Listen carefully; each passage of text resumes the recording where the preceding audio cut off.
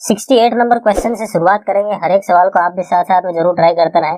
शुरू करते हैं इस वीडियो का पहला सवाल। 68 नंबर क्वेश्चन। जो सवाल बीच में मिस होते हैं क्वेश्चन नंबर आप नोट करके रखें। वीडियो एंड होने के बाद जब आप उन सवालों को करेंगे तो आप आसानी से कर लेंगे, क्योंकि बिल्कुल सेम टाइप के सवाल होंगे जो मैं आपको यहाँ पे करवाता हूँ। तो देखो 68 नंबर क्वेश्चन क्या कह रहा है। A person invested some amount at rate of 12% simple interest and a certain amount at the rate of 10% simple interest. उसने एक आदमी ने कुछ रुपया 12% पर लगाया और कुछ रुपया 10% पर इन्वेस्ट किया। He received yearly interest of 130 rupees. इस प्रकार उसको टोटल जो है 130 रुपया ब्याज मिला एक साल का। But if he had interchanged the amounts invested he would have received 4 rupees more as interest. How much did he invest at 12% per annum. 12% पर उसने कितना रुपया लगाया था।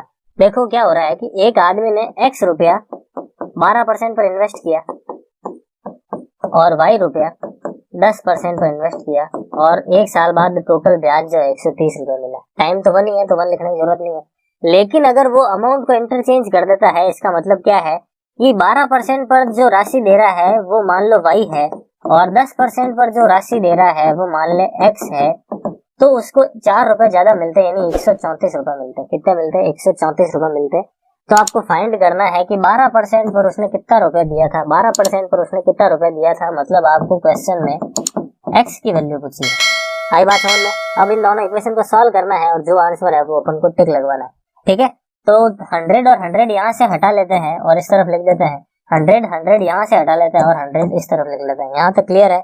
उसके बाद क्या करना है, यहाँ पे देखो क्या हो रहा है कि 10y है, यहाँ पे 12y है, दोनों को इक्वल बना लेते हैं। दोनों को 60 बनाने के लिए क्या करता हूँ मैं, देखो यहाँ पे 6 से गुणा करा देता हूँ इस इक्वेशन को, और इस इक्वेशन को मैं 5 से गुणा करा देता हूँ, ताकि क्या है कि y से y कैंसिल आउट हो जाए, केवल x की टर्म में इक्वेशन बचे अपने पास। ठीक है, तो जब आप ऊपर वाली इक्वेशन को 6 से मल्टीप्लाई कराओगे कितना बन जाएगा, देखो ये 72x। जब आप इसको 6 से कराओगे कितना बन जाएगा 60y, और जब आप इसको 6 से कराओगे और कितना हो जाएगा 78। कितना हो जाएगा 78। यहाँ तक क्लियर है? ये पहली इक्वेशन हो गई। सिमिलरली नीचे वाली इक्वेशन को 5 से गुणा कराते हैं। देखो ये कितना हो जाएगा 60y, ये कितना हो जाएगा 50x इज इक्वल टू 0 0 5 से मल्टीप्लाई करना है 20 आ जाएगा, 15 और 2 17 का 7 1 5 और 1 कितने होगा 6। देखो यहाँ तक क्लियर है? इक्वेशन नंबर 1 में से इक्वेशन नंबर 2 को जब आप माइनस करते हो तो आपको क्या मिलेगा, देखो 60y से 60y तो कैंसिल आउट हो जाएगा। 72x में से 50x चले जाएंगे तो कितना मिलेगा आपको 22x मिलेगा। कितना मिलेगा 22x। यहाँ तक क्लियर है? और 78,000 में से 67,000 67,000 माइनस अगर मैं कर दूं तो मुझे कितने मिलेंगे 11,000 मिलेंगे। कितने मिलेंगे 11,000। यहाँ तक क्लियर है पूरी तरीके से? तो अगर x की वैल्यू निकालनी है तो क्या हो जाएगा 11,000 बट्टा 22। क्या हो जाएगा 11,000 बट्टा 22। देखो 11 से काटा तो ऊपर कितना मिल रहा है 1000, 11 से काटा नीचे कितना मिल रहा है 2। फर्दर जब मैंने 2 से काटा तो मुझे कितना मिल रहा है 500 रुपए। यानी x की वैल्यू 12% पर उसने कितना इन्वेस्ट किया है, ऑप्शन बी 500 रुपए इन्वेस्ट किया है। आई बात समझ में? बहुत ही बेसिक सा सवाल है, सिंपल सा सवाल है। आई होप ये वाला क्वेश्चन आपको पूरी तरीके से क्लियर हो गया होगा। नॉर्मल सी इक्वेशन बना के इसको सॉल्व करना है।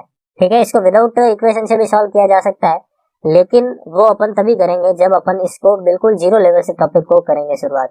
फिलहाल ये वाला जो मेथड है वो हर स्टूडेंट के हिसाब से है, ताकि हर स्टूडेंट को अच्छे से समझ में आ सके बेसिक इसका। चलते हैं देखो अगले सवाल की तरफ। नेक्स्ट सवाल क्या कह रहा है। A person borrowed 500 rupees at 3% per annum and 600 rupees for 4.5% per annum on the agreement that the whole sum will be returned only when the total interest become 126 rupees.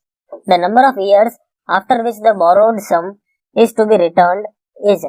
आदमी क्वेश्चन क्या कह रहा है कि एक आदमी ने 500 रुपए तो लगाए 3% के हिसाब से ब्याज पर इन्वेस्ट किया, और 600 रुपए उसने 4.5 को देखो फ्रैक्शन में अपन क्या लिख सकते हैं 9/2%, यानी 9/2% है, तो अपन ने 100 इस हिसाब से जो है उधार लिया गया ये रुपया। ठीक है, आगे कह रहा है कि टाइम गिवन नहीं है, टाइम आपको फाइंड करना है, तो टाइम टी और टी लिख लेते हैं। इस प्रकार ये जो टोटल ब्याज मिल रहा है वो इस प्रकार 126 रुपए मिल रहा है। तो भाई 126 रुपए ब्याज जब तक नहीं हो जाता है मैं रुपया उधार वापस जो लिया है नहीं चुकाऊंगा। तो मान लेते हैं 30 साल के बाद 126 रुपए का ब्याज मिल रहा है, मैंने टाइम को टी मानते हुए इसको लिखा है। क्लियर है? देखो 0 से 0 काट देते हैं, 0 से 0 काट देते हैं सारे के सारे। यहाँ पे कितना मिल गया मुझे 3 मिल गया। देखो ये कितना हो रहा है 15 टी, ये कितना हो रहा है 27 टी, इज इक्वल टू 126। यहाँ से देखो 42t इज इक्वल टू कितना मिल रहा है 126, तो t की वैल्यू कितनी मिल जाएगी 126 डिवाइडेड बाई 42 यानी 3 इयर्स। कितना मिल जाएगा 3 इयर्स। ऑप्शन बी जो है इस क्वेश्चन का करेक्ट आंसर हो जाएगा 3 इयर्स। क्लियर है। चलते हैं देखो नेक्स्ट सवाल की तरफ। नेक्स्ट क्वेश्चन क्या कह रहा है, two equal sums of money are lent at same time at 8% and 7% per annum simple interest. Equal sum को एक को तो 8% पर लगाया गया और एक को 7% पर लगाया गया, उधार दिया गया। ठीक है। The former is recovered 6 months earlier than the latter. जो पहले वाली राशि है उसको रिकवर कर लिया गया 6 महीने पहले ही दूसरे की तुलना में। The total amount in each case, total amount जो बन रहा है इंक्लूडिंग इंटरेस्ट कितना है 2560 rupees. The sum and the time for which the sum of money are lent out are. आपको रुपया निकालना है कि कितना रुपया उधार दिया, साथ ही साथ आपको ये भी निकालना है कि कितने कितने टाइम के लिए दिया। क्वेश्चन में देखो एक चीज साफ लिखी है कि 6 महीने पहले रिकवर कर लिया गया पहले अमाउंट को दूसरे की तुलना में।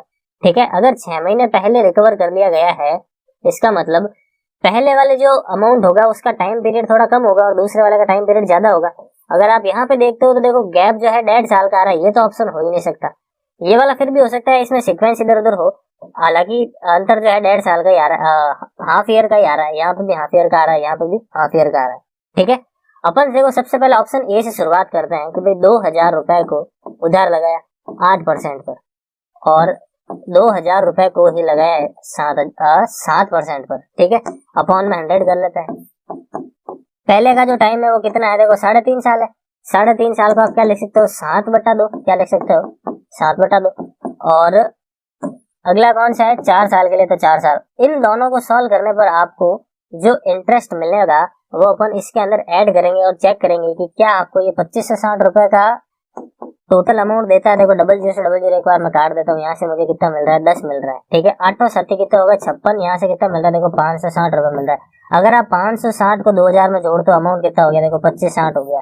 हो रहा नहीं हो रहा 2560, यानी ऑप्शन ए की पहली कंडीशन सेटिस्फाई कर रही है। इसको भी देखो चेक कर लेते हैं। यहाँ से मैंने काट दिया 7 × 2 कितने होते हैं 28 और 28 × 2 कितने होते हैं 56, यानी यहाँ से भी कितना मिल रहा है मुझे इंटरेस्ट 560 रुपए मिल रहा है। अगर 560 इंटरेस्ट मिल रहा है 2000 के अंदर ऐड कर देंगे कितना हो जाएगा 2560 रुपए।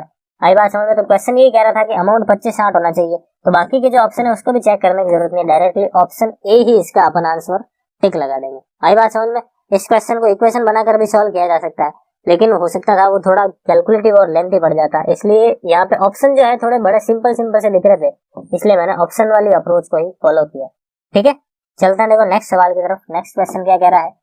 नेक्स्ट क्वेश्चन है a lent 5000 rupees to be for 2 years and 3000 rupees to C for 4 years simple interest at same rate of interest and received 2200 rupees in all form both of them as interest. The rate of interest per annum is। क्या हुआ कि A ने 5000 रुपए तो दिए B को 2 साल के लिए 8% रेट ऑफ इंटरेस्ट पर, और C को दिए 3000 रुपए 4 साल के लिए 8% रेट ऑफ इंटरेस्ट पर। इस प्रकार टोटल जो ब्याज है वो कितना मिला उसको 2200 रुपए का टोटल ब्याज मिला। आर की वैल्यू निकालनी है, बहुत ही सिंपल सवाल है। 00 से 00 सारे के सारे काट देते हैं। यहाँ से कितना मिल जाएगा देखो 120 आर, यहाँ से कितना मिल जाएगा देखो टोटल 100 आर, 100 और 120 कितना होगा 220 आर। 220 को जब आप इसमें डिवाइड लगाओगे तो आर की वैल्यू कितनी मिल गई आपको 10 मिल गई। 10 मतलब ऑप्शन डी 10% इसका करेक्ट आंसर हो जाएगा। क्लियर है। आई होप सारे के सारे सवाल आपको समझ में आ रहे हैं अच्छे से। स्पीड जो है अपन को जो है साथ साथ में लेके चलनी पड़ेगी, थोड़ी स्पीड जो है अपन को फास्ट में रखनी पड़ेगी, क्योंकि ये जो चैप्टर है एसआई वाला बहुत ही बड़ा चैप्टर है, बहुत सारे क्वेश्चन है, इसलिए हर एक क्वेश्चन यहाँ पे अगर मैं स्लो कराऊंगा तो बहुत ज्यादा टाइम लगने वाला है अपन को। इसलिए साथ साथ में स्पीड को भी आपको इम्प्रूव करना है, खुद की स्पीड को भी इम्प्रूव करना है, कैलकुलेशन को भी साथ साथ में आपको तेज करते रहना है। यही जो है स्पीड एग्जाम में भी आपको हेल्प करेगी। ठीक है। कोई क्वेश्चन अगर बीच में मिस होता है वो क्वेश्चन नंबर आपको नोट करके रखना है, वीडियो एंड होने के बाद वो आपको खुद को करना है। क्यों? क्योंकि बिल्कुल सेम टाइप का सवाल है जो मैं आपको यहाँ पे करवा रहा हूँ, आपके भी साथ साथ में प्रैक्टिस हो जाएगी। ठीक है। चलते हैं देखो बिना टाइम वेस्ट करते हुए अब नेक्स्ट सवाल की तरफ। नेक्स्ट सवाल 72 नंबर क्वेश्चन जो है आपके सामने है। पहले आप खुद ट्राई करोगे, उसके बाद जो है सॉल्यूशन यहाँ पे चेक करोगे पॉज करके। क्या कह रहा है देखो सवाल, a sum of 725 rupees is lent in the beginning of a year at a certain rate of interest. After 8 months a sum of 362.50 rupees more is lent, but at the rate twice the former. At the end of year 33.50 is returned as interest from the both loans. What was the original rate of interest? आई बात समझ में। देखो question क्या कह रहा है कि भाई 725 रुपए तो आपने साल की शुरुआत में लगाया, ठीक है, और इसको आपने R% रेट ऑफ इंटरेस्ट पर लगाया और इसका जो ब्याज है वो पूरा आपने एक साल के लिए कैलकुलेट किया। ये जो रुपया है पूरा का पूरा एक साल के लिए चला था। लेकिन जब आपने 725 रुपए लगाया था उसके 8 महीने के बाद आपने 362 रुपए और लगा दिए। यानी ये जो 362 रुपए आपने और लगाए हैं वो केवल और केवल 4 महीने के लिए टिके हैं। साल भर में 8 महीने बाद तो वो ऐड किए गए हैं, मतलब साल में बचे कितने, 4 महीने तो बचे। तो 4 महीने हैं तो 4 महीनों को साल में बदलने के लिए मैंने 12 से भाग लगा दिया। रेट ऑफ इंटरेस्ट क्या है, twice the rate of interest as earlier. पहले अगर R था तो इस बार रेट ऑफ इंटरेस्ट कितना होगा, 2R हो जाएगा। रेट ऑफ इंटरेस्ट कितना हो जाएगा, 2R और अपॉन में 100 फॉर्मूले के अकॉर्डिंग। देखो यहाँ तक क्लियर है, यहाँ पर ये क्या है, 2R है। और इस प्रकार टोटल जो इंटरेस्ट है वो क्वेश्चन में अपन को गिवन है। टोटल जो इंटरेस्ट है वो कितना आ रहा है, 33.50 रुपीज इंटरेस्ट आ रहा है। 33.50 रुपीज इंटरेस्ट आ रहा है। देखो यहाँ तक पूरी तरीके से क्लियर है। 100 यहाँ से हटा लेते हैं, 100 यहाँ से भी हटा लेते हैं और ये पॉइंट यहाँ से हटा लेते हैं। क्लियर। उसके बाद क्या करते हैं आगे, देखो ये तो कितना हो जाएगा, इसको यहाँ पे मैं ऊपर सॉल्व करता हूँ। 725R, इसको मैंने लिख लिया 725R।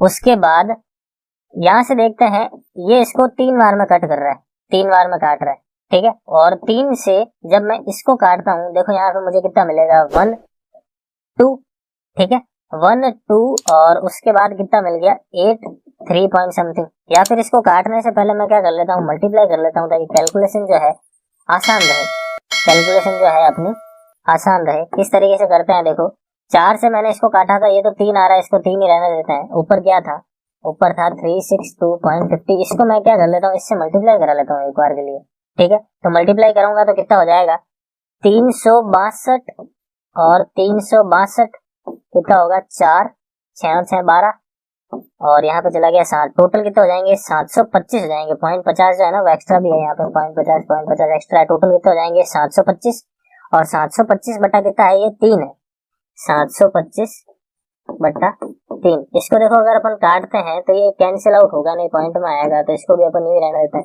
725 बटा 3R और इक्वल में कितना है, 3350 है। कितना है, देखो 3350। यहाँ तक क्लियर है पूरी तरीके से। क्या कर लेते हैं, पूरी इक्वेशन को 3 से मल्टीप्लाई करा लेते हैं। इसको भी देखो 3 से मल्टीप्लाई करा लेता हूँ, ये यहाँ से हट जाएगा। यहाँ से अब देखते हैं, इनको मल्टीप्लाई करते हैं, देखो कितना मिल रहा है, 15। यहाँ पे आ गया 1 6 और 1 7 हो गए और ये कितना हो गया, 21। और ये जो 725 है वो ऐड हो जाएंगे, टोटल कितना हो जाएंगे, 10। यहाँ पे भी कितना आ जाएगा, 9 और ये 2, यानी कितना आ रहा है, 2900R। कितना आ रहा है, 2900R।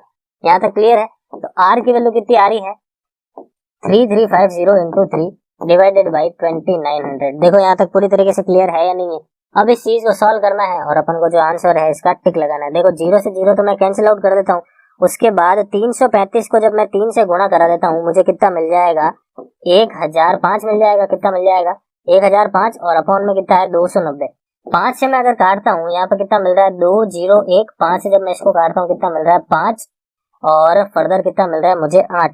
अब 201 के अंदर मुझे डिवाइड लगाना है 58 का। 201 के अंदर जब आप 58 का डिवाइड लगाओगे तो देखो लगभग 3 बार के अंदर अंदर पूरा जा रहा है। उसके बाद पॉइंट लगा दिया और फिर 4 बार में जो जा रहा है इसको आगे, यानी इसका आंसर जो है 3.4 समथिंग कुछ होगा, 3.46 और उसके बाद नेक्स्ट 5 आ रहा है।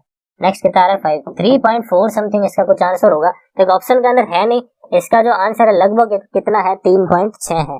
आई बात समझ में। इसका आंसर क्या हो जाएगा, ऑप्शन 3.6 हो सकता है। इसका आंसर नन ऑफ दीज भी है। इसका आंसर आप एक बार बुक के अंदर चेक कर लें, क्या आंसर है, नन ऑफ दीज है या इसका अप्रोक्सीमेट आंसर 3.6 है। हो सकता है कैलकुलेशन में भी कुछ फास्ट करते समय गलती हो गई हो, लेकिन कॉन्सेप्ट आई होप आपको पूरी तरीके से क्लियर होगा। इसका जो आंसर है आप एक बार खुद भी एक बार सही से कैलकुलेट करके चेक करें, ठीक है। चलते हैं देखो नेक्स्ट सवाल की तरफ अपन।